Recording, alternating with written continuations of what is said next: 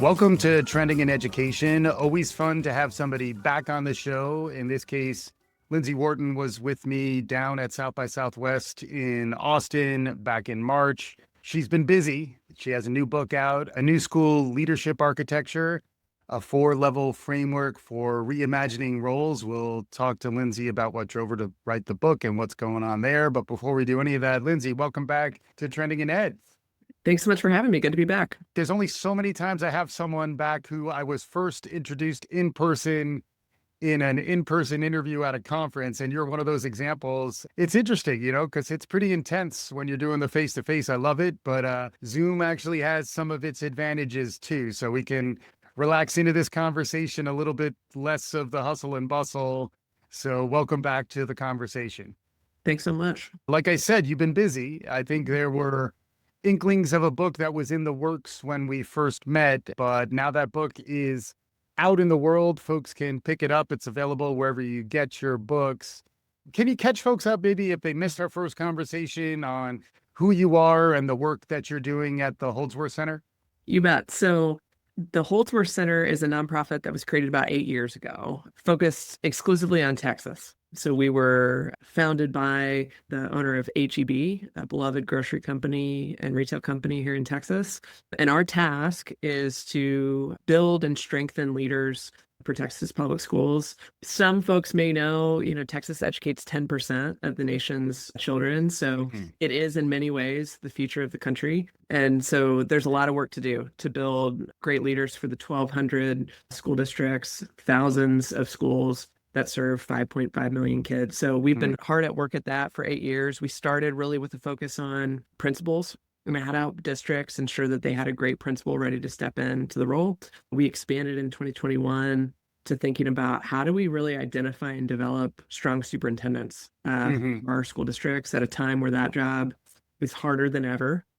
And, with this book, we're getting ready to make kind of our next big push around how we think about, both principals, but you need more than a great principal to lead a school in 2025. So that's what we've been up to. We started with 42 leaders in 2017, and we've now worked with more than 2,000 educators across the state, which is a big number, but not big compared to the state of Texas. So lots of hard work still to do.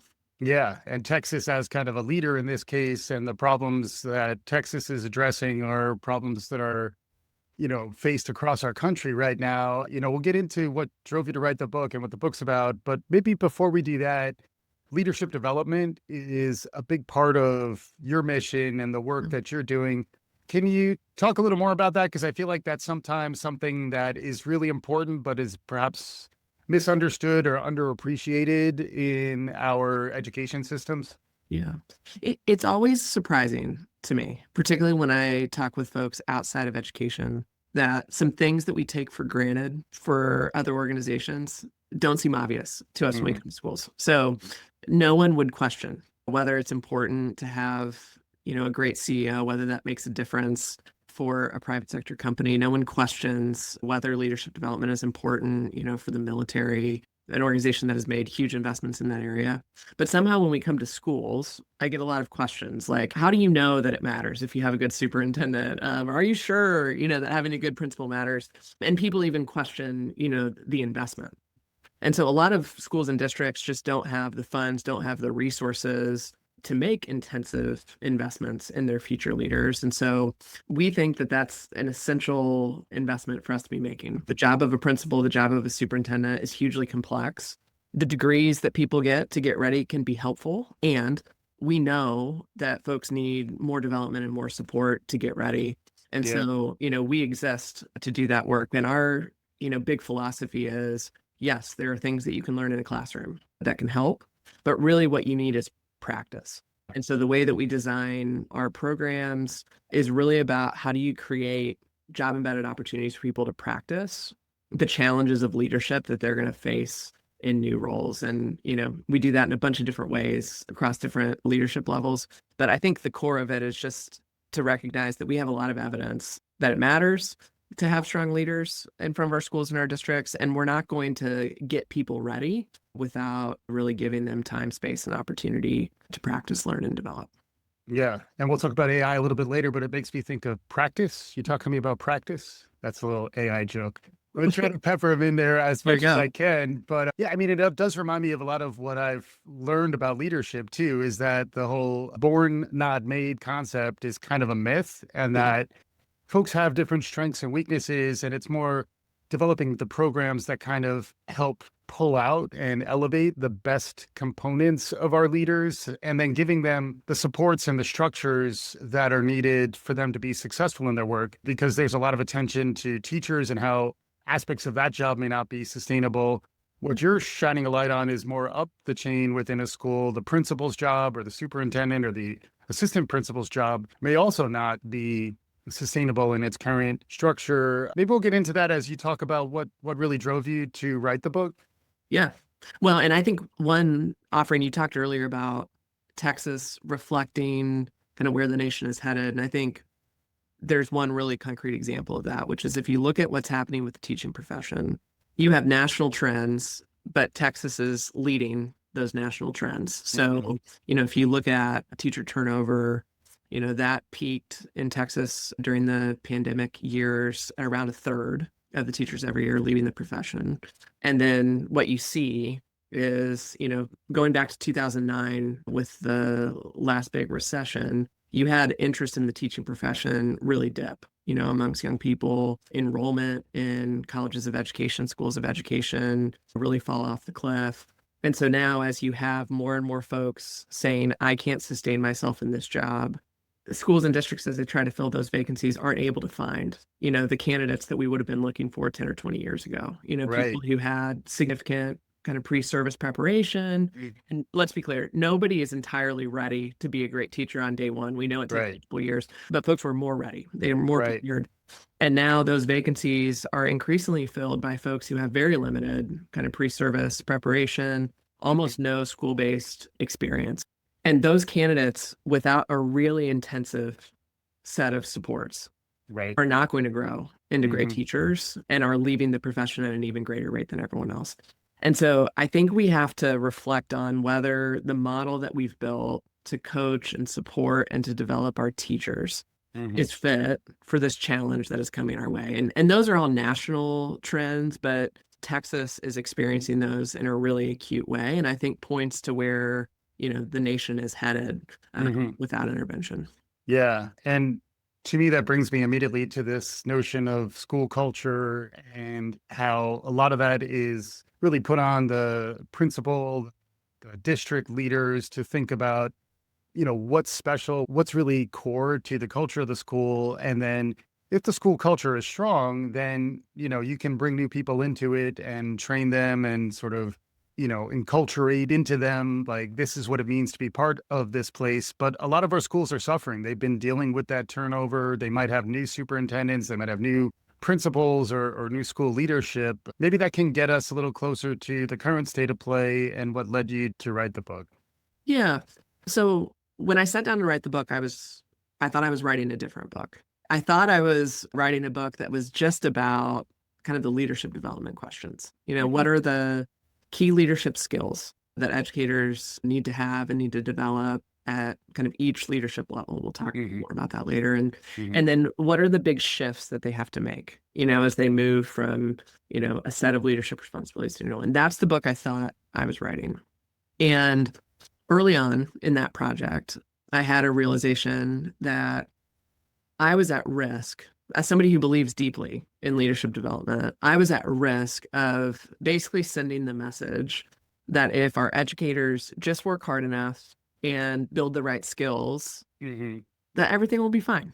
And I think that when we send that message, it basically just says, like, you, educator, are responsible and can figure this out just through more effort and be. Yeah. And when I looked at the data, I don't believe that alone is what we are seeing. I believe that we have actually created roles for principals, for assistant principals, for other leaders in our schools that are pretty close to impossible for an average human being. I apologize for the long title of the book. The working title was No Superheroes Needed, and it got replaced with the longer title. Okay. Yeah. And let's take the principal as one example, because I think culture is really important, but I think there's more to it than that when we think about supporting these new teachers. So there's a study from 2013, 2014, 2015 that looked at the role of a principal and how principals think about their jobs. And, more than 90% of principals would say that they are responsible for the development of all of the teachers in their building. High 80s say they are the primary person responsible. Mm-hmm. If you think about, a median elementary school in Texas, which will be a little bigger than Sure, everything's bigger. Yeah. That's right. You're looking at 30, 35, 40 teachers.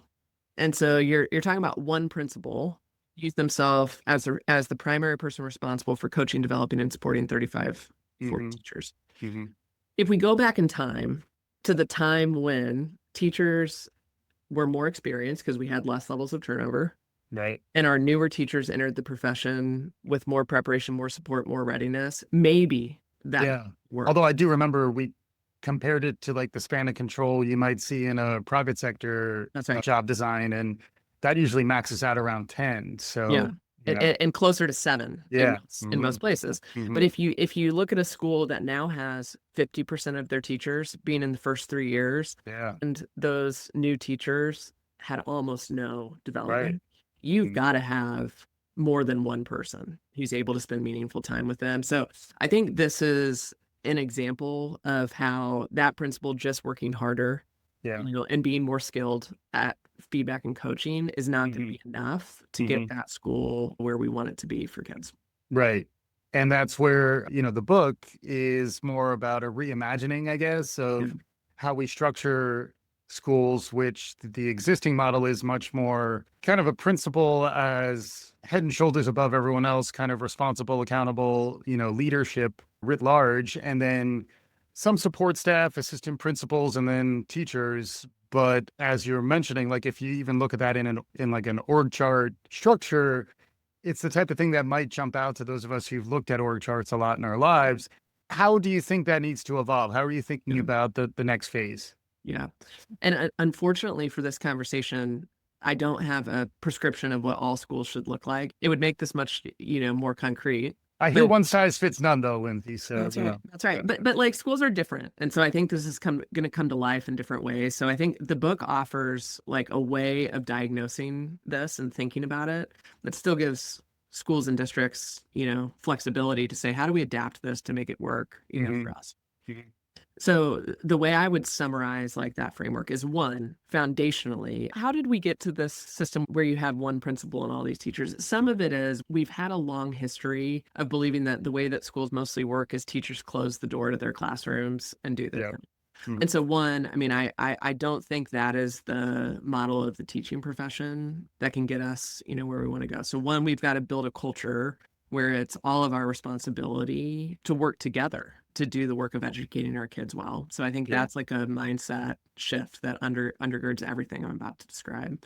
So if we start with the principal cannot be the hero of the school, and I think the biggest flaw, when we talk about the principal as the second greatest influence on the school, is it kind of reinforces that model that it's all about the principal.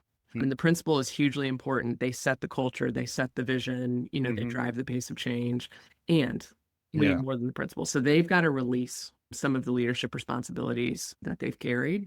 And if they don't, the principal ends up sucked down into the day-to-day of school operations. They don't have time and space to think about where are we going next. Yeah. That's the principal. In order for that to work, they got to have people to share leadership with. And that will require thinking differently about how we utilize assistant principals. And I think assistant principals would be glad to hear it. Yeah. That job is not always attractive to the leaders who care about instruction and want to be principals in the future. So how do we use those folks differently, empower them to lead?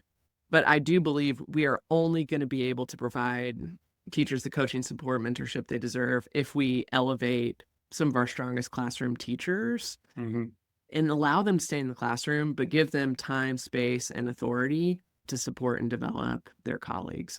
And so it's making all of those moves at once to get to a model of shared leadership, of team leadership. And it's not about just more administrators. It's about looking at how do we utilize all of the positions that we have in a more strategic, coherent way.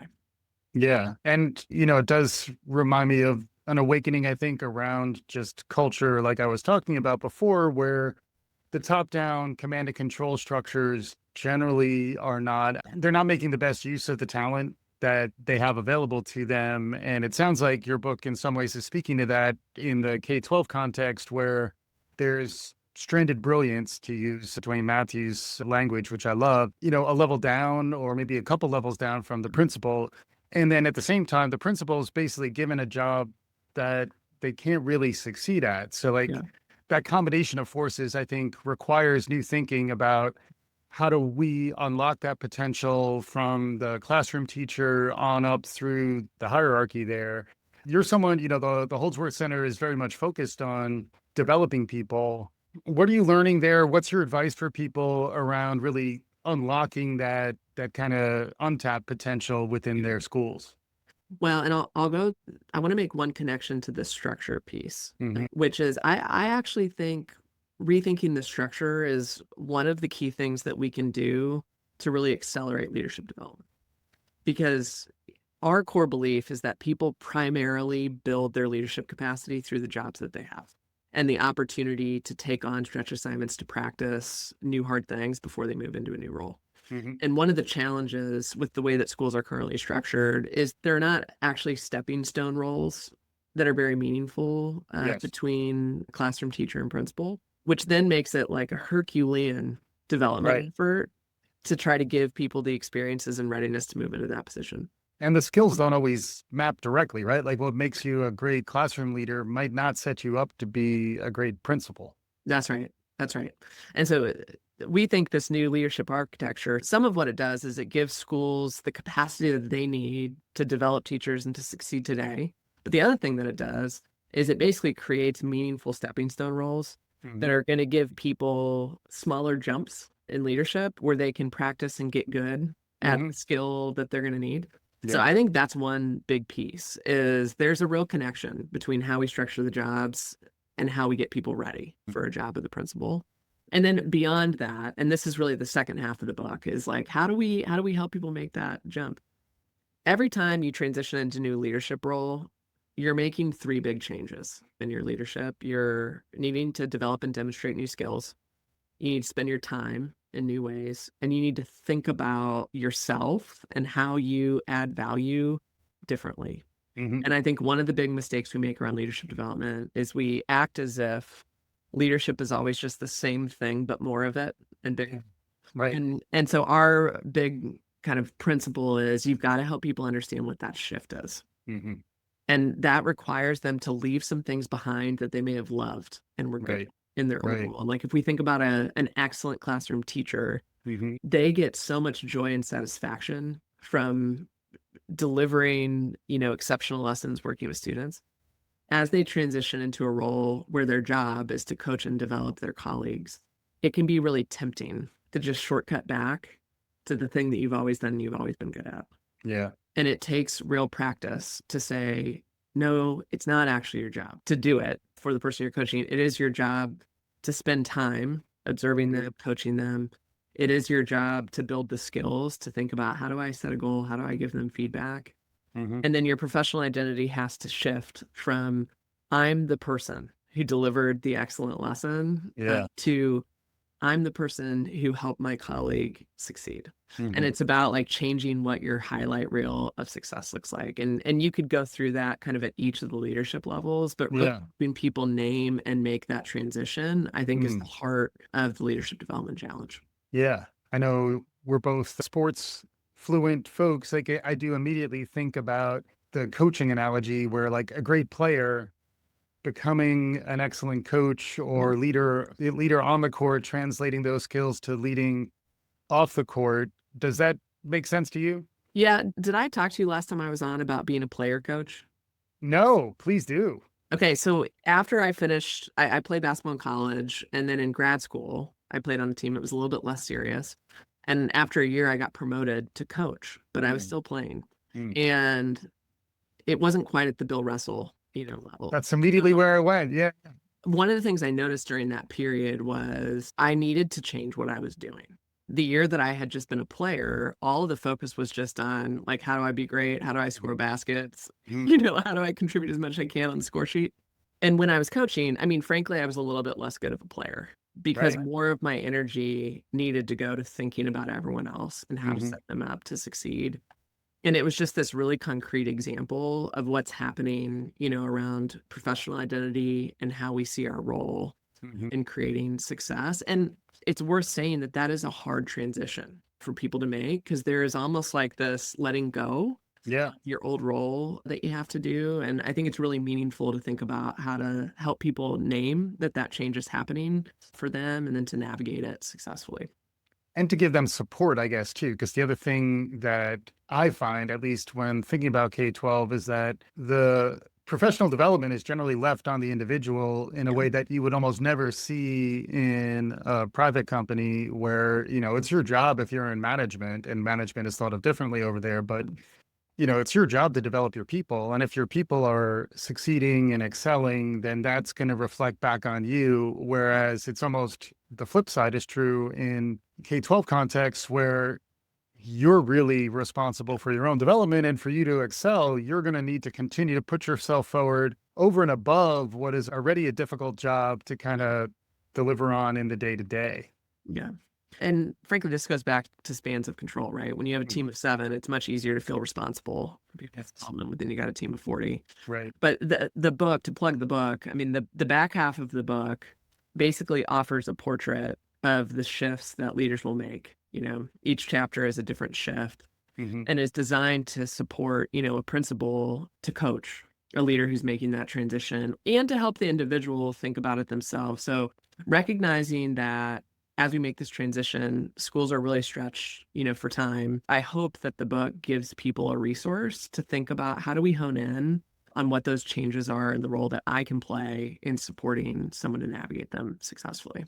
Yeah. And the name of the book is A New School Leadership Architecture, a 4-level framework for reimagining roles. Listeners, followers of the show, we like frameworks. Yeah. High level, can you map out for us what's going on in there? Yeah. So basically it's a 4-level framework. I push that I think many schools will need 4 levels of leadership. Some will not.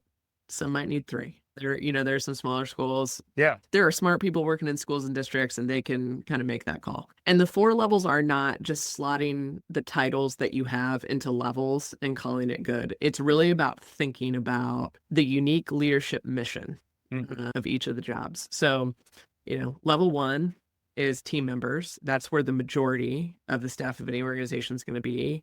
They're key. They make everything happen. That's where your teachers are. Their job is to deliver excellent instruction to drive the kind of day-to-day success of the organization of the school. Mhm. Layer 2, I call the team leader position, and the unique leadership mission of the team leader. And I think about this I simplify everything we know about leadership to 2 things. What's your job in building capacity? And then what's your job in delivering results? Mhm. And the job of a team leader is to coach and develop team members. Mhm. And then in terms of delivering results, they're going to have a slightly longer term time horizon or view of where you're trying to go. And so then you are using data to monitor, to notice, like, where are we tracking towards change? The next layer, I'm going to skip actually to layer 4, because Yeah. the third layer is the hardest to describe. Layer 4 is the school leader. It's the Sure. principal. They already exist. Yeah. But the basic idea is, it is not the principal's unique leadership mission to be coaching and developing every teacher on the campus. It will Yeah. be their job to be coaching the leaders Yes. and Yes. developing them. That's Mhm. their build capacity responsibility. And then in terms of delivering results, they're setting the vision, Mhm. they're setting the goals, they're setting the priorities in partnership with the leaders on the school. And then they are kind of defining the key priorities of how we're going to get there. Yeah. And we know, and they also are responsible for engaging the community, building Yeah. partnerships, all of this work. So then between the school leader and the team leader is a position I call the bridge leader. Yeah. I'm open to I don't think it's the perfect name, Yeah. but the bridge leader, ideally, their building capacity responsibility is coaching and developing those team leaders. Mhm. And it sounds very obvious in the structure, but I think a lot of times when we talk about teacher leadership, we just grab a person, put them in a position, and say, good luck. And part of why I think our teacher leadership efforts have had varied success over time is because we don't do enough to develop, coach, and support the people who we put into those roles. Yeah. So that's a big job of the bridge leader. And then they are also ensuring that there's coherence. Right. They're engaging those team leaders as a team to ensure Mhm. that their efforts add up to the Mhm. goals, the outcomes of the school. So that's the 4-level model. Nice. And it can be used to kind of diagnose where you are and what Mhm. changes you could make to unlock leadership capacity for your school. Yeah, it makes a lot of sense. It reminds me of, I've heard in, Harvard Business Review and other places talk about the magic middle and Yeah. how middle management is frequently the key to the success of really strong organizations. And that frequently folks sort of miss it because it is the middle. And that bridging that you're describing, I guess it serves two purposes, maybe even using your language. Like on the one hand, there's to develop the current situation and deliver results, but then also to give you the room to kind of develop capacity, to develop leadership among other folks who may not be fully ready just yet to take on the principal's role. But, in some ways that offloading from the principal gives them room to potentially think bigger and look outward, and then also give folks who want to grow and develop within the school the opportunity to kind of take on more. Yeah. I think of the bridge leader as the analogy I use is the interstate highway system. Hmm. It's about, because it's not That's just, good. There are bridges there. that's right. It's not just up and down, which I want to come back to. They're keeping the team leaders connected to each other. Yeah. They're keeping the team leaders and the school leader connected. They're sharing information with the school leader, Yeah. and vice versa. So it's really about connection in all directions. And I think the thing I'm most worried about people misunderstanding or mischaracterizing about this idea is that it's about more hierarchy. Yeah. You were talking earlier about like the ethos, of shared leadership. Yeah. I don't think a 4-level leadership model is primarily designed to create more hierarchy and to drive more top down. I think about these leadership levels as about how do we get clear on the different leadership jobs that Yeah. need to exist, what our roles are, and how we relate to each other. And, the district that really I use as inspiration in the book, and I think is a wonderful model, Lockhart ISD, and one of their elementary schools, Plum Creek, really highlights this, which is there is a real ethos of sharing power in that district. And I just would want to be really clear that the idea of more leadership roles and more power sharing can go together. Yeah. They're not at odds or in conflict with each other. Yeah. I was really happy to see Liz City's name on your blurb because I have had Liz on the show to talk about leadership in K-12, or she and Rachel Curtis were just on. Yeah. Big conversation. And it's very much talking about a lot of the ideas that I think you're mapping out in your book, which is more about the strength and leadership ability necessary to kind of cede some authority and to not necessarily, kind of lock things down, and then to also encourage communication across and through your organization, because that's really where the bridging, when done right, it's almost like it's greasing the cogs in a big organization so that everything's kind of continuing to hum together. Thoughts on that? One of the key shifts in professional identity that I think must happen as folks move into that bridge leader and school leader role, one, in order for this model to work, and two, I think as a principle of leadership that often doesn't happen, people have to really think about their relationship to control. Mm. And I think one of the shifts, the reality is when you're a classroom teacher, you cannot control what 20 or 25 or 30, 60, but you have a lot of control over your domain and how you manage it. And I think as you move in to leadership roles where you have more responsibility for the success of other adults, one of the mistakes that people make is trying to maintain that same grip on control. And when that happens, that's when you end up in these really hierarchical kind of top-down models. And the shift has to be learning to release control and trust the people around you. And I think that is a leadership skill, and it is a professional mindset, but it is not going to happen on its own.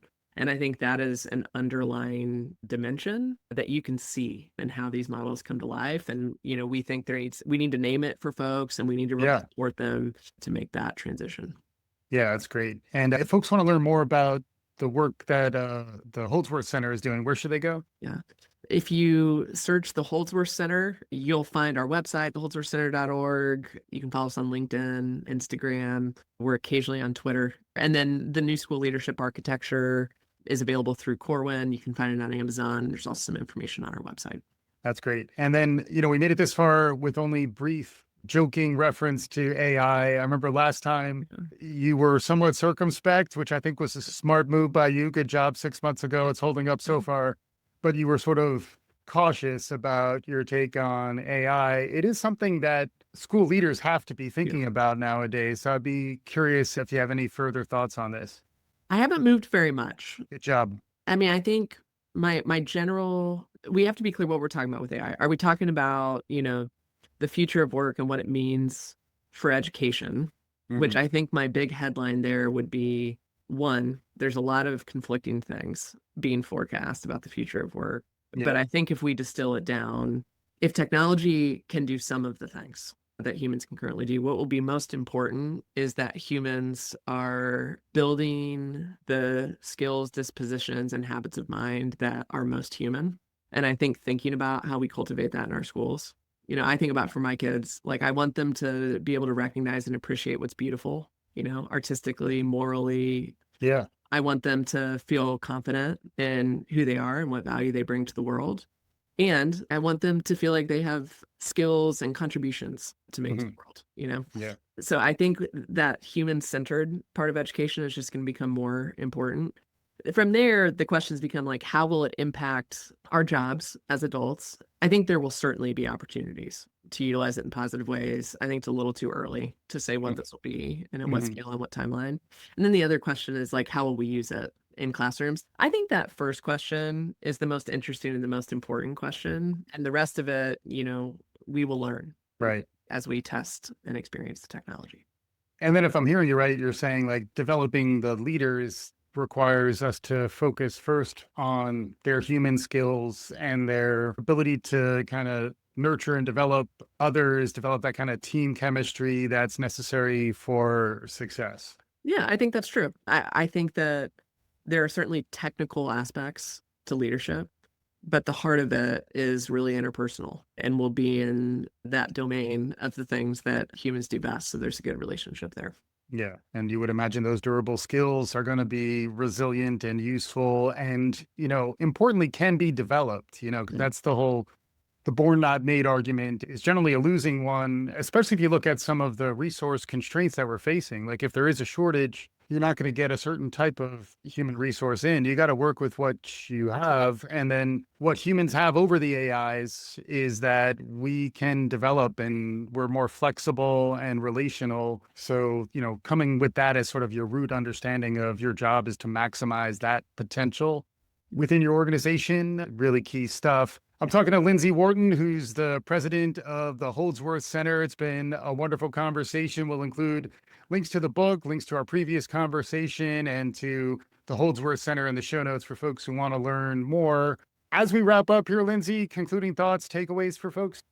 I think I always want to end by expressing appreciation and admiration for the educators who are just working tirelessly on behalf of students. It's been interesting to have this book come out at this time where I have this, fear of, resources are so constrained. There's so much pressure on schools and districts and educators. But what's been so encouraging to me is to see as the stakes get higher and things get harder, people are looking for creative ways to do things differently. And I think that's really encouraging to me. And so just appreciate our educators and cheering for them. Amazing. Ending on a note of gratitude and a little bit of hope there never hurts anyone. Lindsay, thank you so much for joining me on today's episode. Thank you. And for our listeners, if you like what you heard, please write a review, tell your friends, do all the good things. We'll be back again soon. This is Trending in Education.